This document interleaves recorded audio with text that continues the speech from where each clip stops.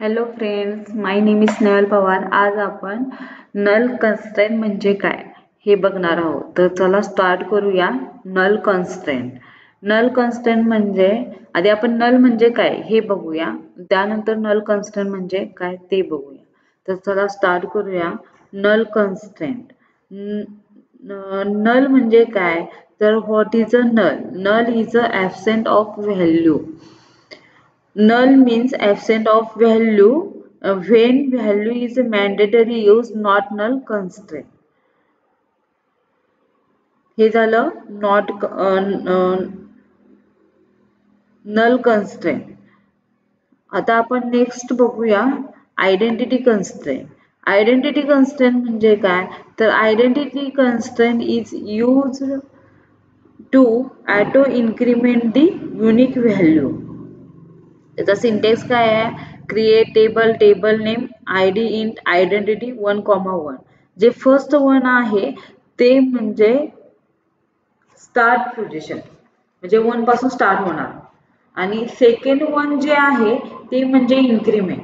आता जर roll number 1 असेल तर नेक्स्ट रोल नंबर 2 होणार. इथं जर 3 असेल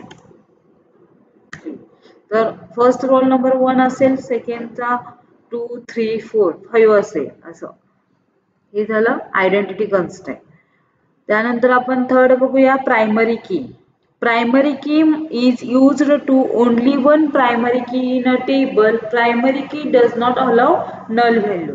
प्रायमरी की आपण एका टेबलला एकदाच यूज करू शकतो. त्याचा सिंटेक्स आहे create table, table name, I D int, primary की नेम व्हॅरचर 20. नेक्स्ट आहे युनिक की.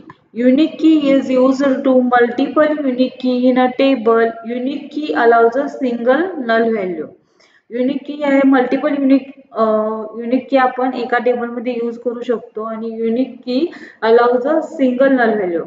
एकदाच नल व्हॅल्यू असेल सिंगल तर आपण युनिक की मध्ये यूज करू शकतो. त्याचा सिंटेक्स आहे create table, table name, I D int, primary की, identity constraint use, name varchar 20, city varchar 20, and unique constraint is used. Candidate key. Next आहे candidate key. Candidate key identifying all columns from the table which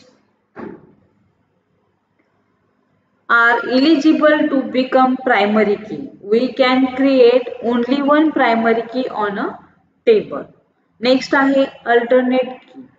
Alternate key, rest or candidate key we call as a alternate key except primary key.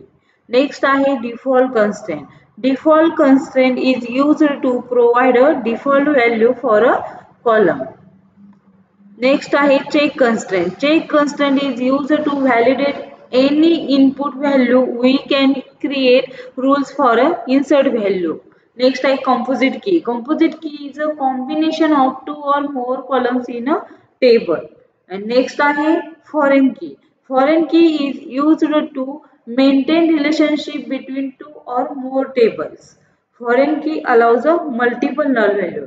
Foreign की हे 2 किंवा 2 पेक्षा जास्त table मधले relation जोडण्यासाठी foreign की use करतात, आणि फॉरेन की मध्ये मल्टिपल नल व्हॅल्यूज आपण यूज करू शकतो. त्याचा सिंटेक्स आहे फॉरेन की references table name and column name.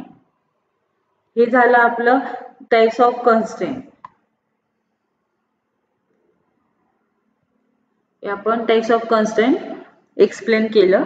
आता नेक्स्ट व्हिडिओमध्ये आपण कन्स्ट्रेंटचे प्रॅक्टिस क्वेरी मध्ये आपण कसं यूज करायचं ते बघूया. थँक्यू.